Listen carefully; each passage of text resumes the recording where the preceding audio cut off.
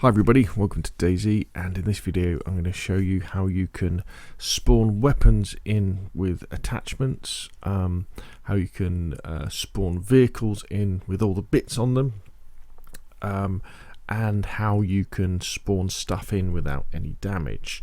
This is all for your Nitrado custom Xbox and PlayStation server, and a big part of this, to be honest, has been inspired by the work that Don has done. Don Sibley Games. I will put a link in the description down below to his excellent console modding made easy, where he shows you how to do all this and more, shows you how to access secret games, stuff like that. So very good. So anyway, let's dive in now.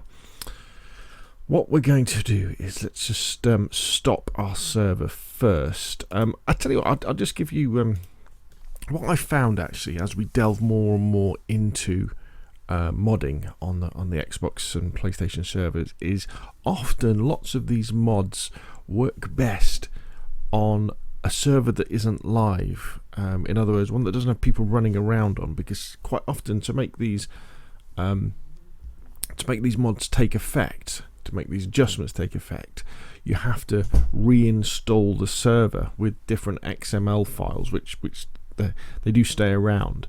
And it can be very difficult to do these adjustments when you're trying to do it on a live server just by stopping and starting the server. So if sometimes these things don't work, it could be because you need to go in and you need to reinstall the server. But remember, that will wipe everybody's progress and stuff like that. So anyway, let's dive in now. First off, of course, let's have a quick look at the settings in general. Because a really important thing to do is if you get stuck and your server stops working, in terms of things stop spawning and generally things get a bit janky, try a restart, try to go back to your last backup. But what you can also do is you can reset mission XML to default. You click here, you save it, and you restart the server, and that will put all the XML files back to normal. So let's have a look at the file browser where all the action happens, and this is DayZ Offline Generous Plus Enoch for Livonia. So you click on that one, and the file we're very interested in is one called CF. Where is it?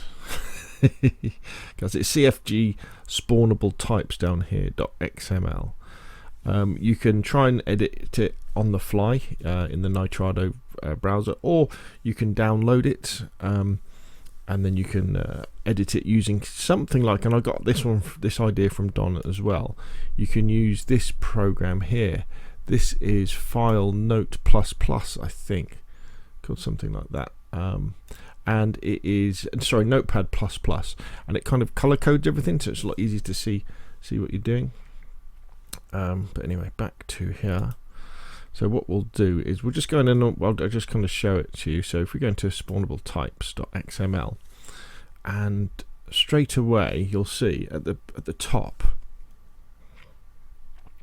you've got damage min and damage max, and if you change these values straight away, it'll change whether things spawn into your servers with damage or not. Now, 1 is ruined. Okay, so 1 is the worst it can be when you can't use it anymore. So what you probably want to do is, if you want stuff to spawn in without damage, change it to like damage min 0.1, damage max 0.2, and then stuff will always be pretty much usable when it comes in. Now if we scroll down, you can start to see all the different things we have, all the bags and things like that. And then if we do something like a Control F and search for like M4, and we say okay, well, we got the MP5. Let's do that search again. Control F, M4. Just go down through them. Right, here we go. So type name M4A1. So this is the M4A1 assault rifle. Attachment chance is 1, and the buttstock is 1, and the plastic handguard is 1, and the carry handle optic is 1, and the mag stand 30 round is 1. So if you see with that one, with an M4A1, it'll always spawn with those things. But if we go on a little bit further, you can see the FAL, or the SLR, or the LAR it's called in the game. This one has an attachment chance of 0.3, so you've got a third chance of getting attachments on this thing, and then you've got a third of a chance you'll get the folding buttstock on it. You'll definitely get the ordinary buttstock on it, and then if you go down here with the optics, you've got a 0.2 chance, so a 20% chance of getting one of these optics, and of those optics you've got the Buis optic at 20, the M68 optic a 0.20 chance, the M4 would be 0.2 as well. So if you wanted to change these things, obviously what you want to do is, the first thing you would do is you would change the attachment chance to 1.00, and then you would just change the one that you wanted to have on to 1.00. So say we wanted it to be, we don't want the backup iron sights, they would be crap, wouldn't they? Say the ACOB optic, so we give that a chance, 1.00.